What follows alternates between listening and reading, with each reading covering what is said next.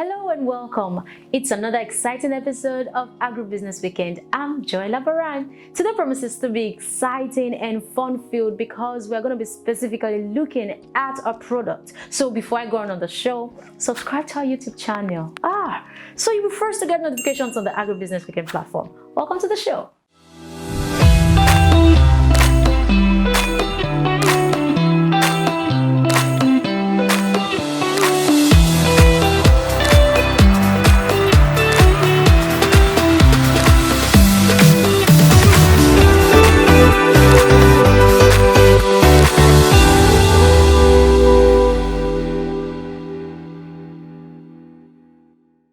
Welcome back. Today on set with me, I have the founder and CEO of RICE Africa, the ERUJEJE of Agritech. See, I can keep on listening so much about this person. RICE Africa is one of the Nigerian rice that is making wave in the market presently. So today, we're going to be discussing exclusively more on the product RICE Africa. So let's join me on set as we make welcome Ibrahim Maigari. Thank you very much for being on set. Thank you very much. You see, can you see how he's looking? You're looking so good. Thank you. So amazing. You're welcome to the show. Thank you very much. So we invited you over. Let's talk more on RICE Africa. Yeah. Now, why RICE Africa? Why is it that you are only producing rice in you are in the agri-tech space? Why aren't you producing other products? Why rice?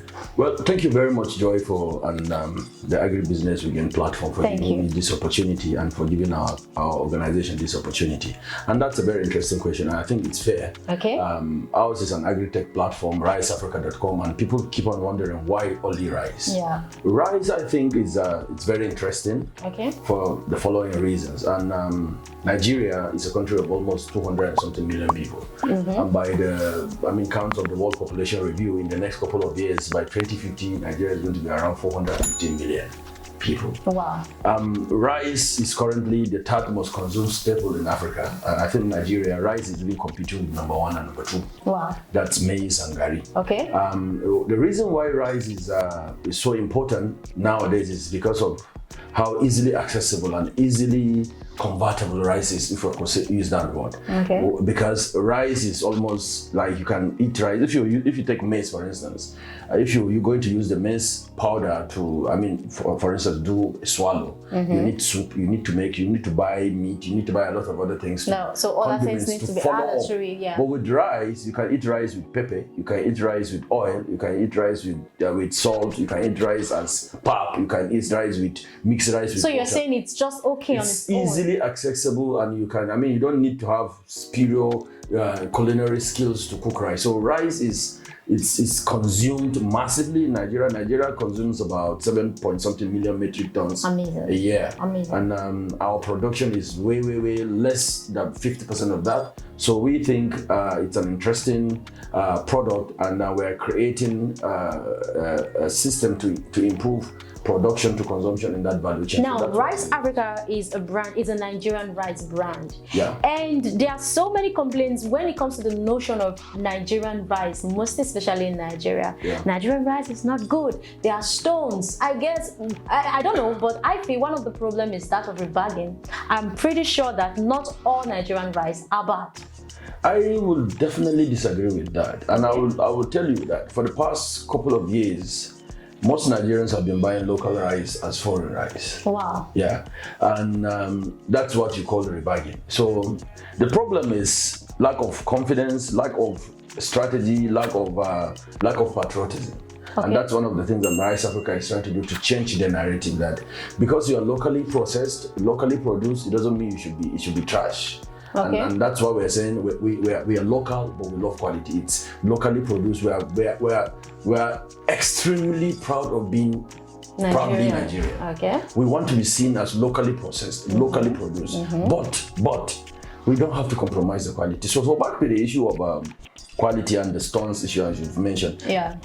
Rice comes in different levels. You can get a bag of 50 kg rice at 5,000, 8,000, 9,000, 20,000 and thereabout. So the cheaper it is, the lower in quality it is. Yeah. So if you want premium parboiled, of course, like it's a fine soup, you need to pay extra to get that kind of quality. Yeah. But the issue that you mentioned, it's quite a problem in the sector, the issue of rebagging. Let me explain what rebagging means. A lot of the distributors, the traditional distribution system of selling rice is relying on some big dealers. When you produce locally, you have to rely on big dealers. What does that system does is that if your quality is high, like ours, a lot of the dealers approached us and they will tell you that they are going to rebag, meaning they are not going to sell your brand. So what they normally do is there are companies that produce the renowned foreign foreign brands that we have in the market. They produce their bags and then they pick a bag of rice like Rice Africa's and then convert the content into a foreign bag and then they sell it exorbitantly as foreign. So past couple of years, Nigerians have been buying local rice rebagged as foreign rice, and which we believe is counterproductive. It's not fair to the farmer in the village that is busting his back to do this. So we want to, Rice Africa is changing the game that you are buying Rice Africa, a locally produced rice, but with a superior quality, with foreign quality, with premium quality, and we can do that. And we've been doing that, and that is why we're called the king of rice today. So, how do you intend to help that situation? How do you intend to manage that situation? Interestingly, we are firstly a tech company. That's why it's riceafrica.com. We're a technology company that is using technology to positively disrupt the rice value chain. We realize this issue of rebagging and reselling, not just rebagging. Another thing that I forgot to mention is when your brand is good in the market, when customers start looking out for your brand, those merchants will now start putting trash into your bag of rice. So they will remove your content, the content of your quality content, and put it in a foreign bag and sell it as foreign. And then they will buy a low quality rice. Like I told you, they can get it cheaper and put it in your bag because now consumers are looking out for your brand. So they will buy that cheap rice that has stones and put it in your bag. That's why sometimes if a brand is good, after some days, then customers start complaining that this rice used to be good now they've spoiled. This is the Nigerian issue. It's not always like that. Sometimes the company doesn't even know that something like that is going on. So in order to protect ourselves from such things, we're using technology to do a lot of improvement in that. In the first place, we've standardized our production system. Our platform, riceafrica.com, aggregates rice farmers all over the country. And we are very particular about some rice varieties. We single out about 2 rice varieties. Most consumers do not know that the variety of the rice process has serious connection to the quality and the eating pleasure of the product. So we single out on 2 varieties. So we have these cooperatives that we are empowering through farm extension services, improved seedlings and stuff like that. So at the harvest, we offtake from these cooperatives. They are all over the country in some states, rice producing states. So we offtake from them. And then we have our rice milling system in partnership with a lot of our contract millers around the country. And we have our standard operating procedure in terms of parboiling, dehuxing. These are just boring technical stuff that anybody that is in the rice process know, but we don't want to we don't compromise. We don't mix grains.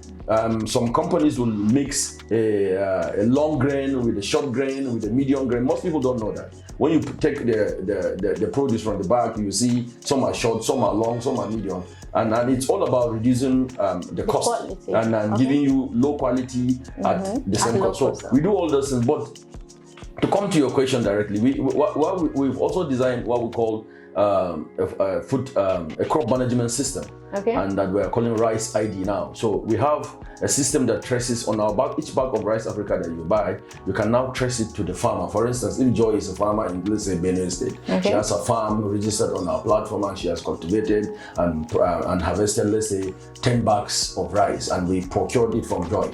When you are buying that Rice Africa bag, let's say in Ikorodu in Lagos, we have a rice identification system on our bags that you can use our app, which I'm going to talk about later, and then you can trace that. You see that this rice has been purchased from Joy in Benue, it was processed in this particular rice mill and so time, and then it has been sold to you by so you can trace. That's food traceability. You can trace trace the history of that rice. So that's what we're saying for each bag. And if it's a rebagged rice, like probably the person buys the bag of rice and uses that ID to check for the history of the rice. You can use it twice. That's one. You can. I mean, and it's clearly written that if you see the seal broken, it has been used before. And if it has been used before, even if you use it on the app, it will tell you that this was used on so we've taken care of that in terms of the technology. And why did we do that? We did that specifically to make sure that each bag of Rice Africa that you purchase at the consumption level at the supermarket,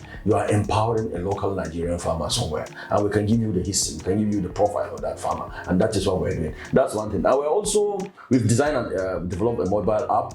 The mobile app is strictly designed. If you go to the Google Play Store, just write Rice Africa as one word. Mind you, the Africa is with a K. Rice Africa. You can download our app. When you download our app, it means it's connecting you, the consumer, directly to our recognized, verified, authentic distribution outlet. So we're getting an authentic. We've done that so that we protect the brand in the future from contamination, so that somebody will not go and produce our bags somewhere. And then so we are trying to now eliminate what we call the tyranny of the middleman, whereby the consumer at the end of the spectrum can download our app, buy a bag of rice wherever you are at the moment, in Lagos or anywhere in the major cities we are in. So it has a direct contact. Yes, it will be delivered to you to your doorstep. And during the last December, Christmas and New Year, a lot of people in Lagos use that, and they got their deliveries on their doorstep. And it's assuring them that they are buying authentic, genuine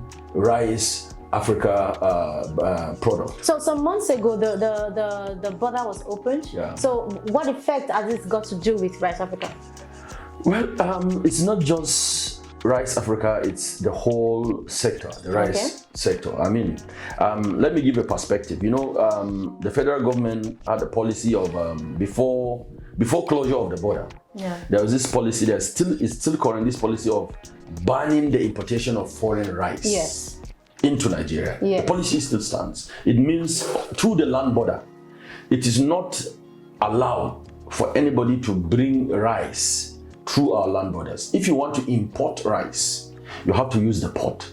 And the government, cleverly so, increased the tariff, meaning I think it's almost about 70% now, to discourage the importation of rice from other countries. Because that importation, it's killing our local industry. Exactly. Like people used to say, for each bag of rice you buy from a foreign brand, you are taking a job out.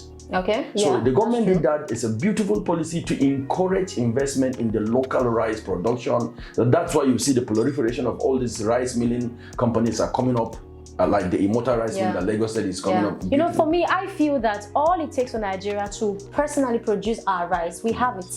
We have the land, we have the manpower, we have all it takes. But why the reopening?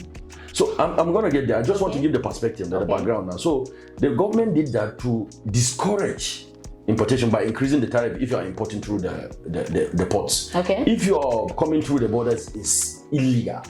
That's before the closure of the border. The closure of the border was sometimes last year. So now, and you should also know that there is this Africa Free Trade Agreement, right? That took off on the 1st of January. So all this is connected to the issue of the border reopening. By the time of the NSAS riot, there were a lot of activities around the borders which has to do with, security. We had a lot of security challenges in the country. Everybody can remember that. So we started experiencing an inflow of smuggled rice because the border was closed.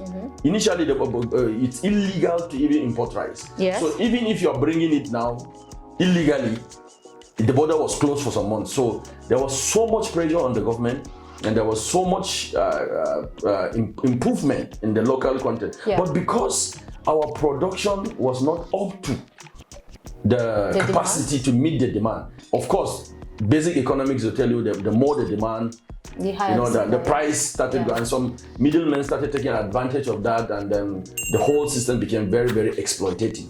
So the government had to now yield to the pressure of, first, there was this coming Africa Free Trade Agreement which mandates Nigeria, because we've signed, mandates Nigeria to open up its border for economic activities between African countries. Then the pressure on the economy locally, and of course some other reasons unknown to me, the government reopened the border. So what is the impact? The impact is massive, because with the reopening of the border, But without, the government has not clearly said that it has lifted, the government has not lifted the ban on importation of local rice. Okay. But we know if the border is open, of course, there are some unscrupulous and unpatriotic Nigerians will take advantage of that and connive with some unpatriotic people at the border that are supposed to not to bring, and they are bringing in local rice into the country. This automatically affects local investment because it will crash the price. Why will it crash the price? Most of this rice that you are getting through the border, smuggled rice, are coming from far away foreign countries, Asian countries. Some of them have been in their warehouses for eons, for months. Some are rejects, some are contaminated. But because they know that the population, there's demand. I always tell people, why do you think they bring it through Cotonou, they dump in Cotonou, and they to target Nigeria? It's because they know the market here. About 5 countries that we all know that, China, India, Vietnam, and Malaysia, the top rice producing countries. They're relying on the Nigerian market. Why? Because we have the capacity, we have the demand. And why is the Nigerian consumer tilting towards that? Because it is qualitative. It's produced premium, right? Yeah. Irrespective of the health hazards that's attached to that, right? And because most of these countries have policies that encourage export to boost to help generate employment in their countries, to help their local industry. So they give palliatives, they give incentives to rice manufacturers, rice producers in their country so that they export. Okay. And because they are giving all these palliatives and they are not paying tariffs, they are not paying tax to our country, possibly it will land cheaper. Okay. And internally here, the guy that is saddled with double digits interest rates, loans from the bank to go and borrow, he will saddle with insecurity to go to his farm. He has issues of infrastructural problem if he's processing light issues and everything, insecurity issues, light issues, human resource issues, logistics issues, and all these things. He cannot compete with that cheap, smuggled rice that has not been, our country is losing taxes. They are not coming through the ports. They are not paying taxes. They are being smuggled. They may probably be not even hygienic, not even healthy. So it affects us in the way of bringing down the price because they're crashing down the price. It's like it's like when you buy a stolen phone. If somebody has a stolen phone and he takes it to the market, you have a genuine phone you want to sell. Your price is not definitely going to be the same. Exactly. His is going to be cheaper. Why? Yeah. He wants to just get it off. Because he did not invest a penny. Yeah. So that's the same situation. So that is the impact. It affects local production. It discourages investment in the sector, and it's taking out a lot of jobs out of the country. Reopening the border is not the issue, John. Okay. The government, definitely the border is open. I mean, Nigeria is Africa, and it's in Africa we have to reopen our border by first because we signed. So reopening the border is not the issue. It is the smuggling of rice, the unhindered, that like free palo that these people know that they can bring their rice because it is counterproductive to the government, the investment of the government in the past couple of years. The current administration has invested tremendously. I can tell you without any iota of that, no government in the past has done what this regime has done for the rice sector. Okay. But this simple act of bringing in of smuggling rice will be like a blow to all the investment that the government has done through the Anchor Borrower Scheme, through the paddy aggregating scheme, and all these things that they have done wonderfully. So we hope and pray that the government takes measures, even though the border is open, let's take measures to make sure that we do not infiltrate, we do not kill the investment of the past couple of years through this smuggled rice. So this is where we draw the curtain onto this episode of Agribusiness Weekend. Till I come your way next time, you could be a distributor, be part of the food distributorship network. Connect with us today at Corporate Farmers International, and we will get you in the value chain. Till I come your way next time, follow us on all our social media platforms and subscribe to our YouTube channel. I'm Joella Barra. Bye for now.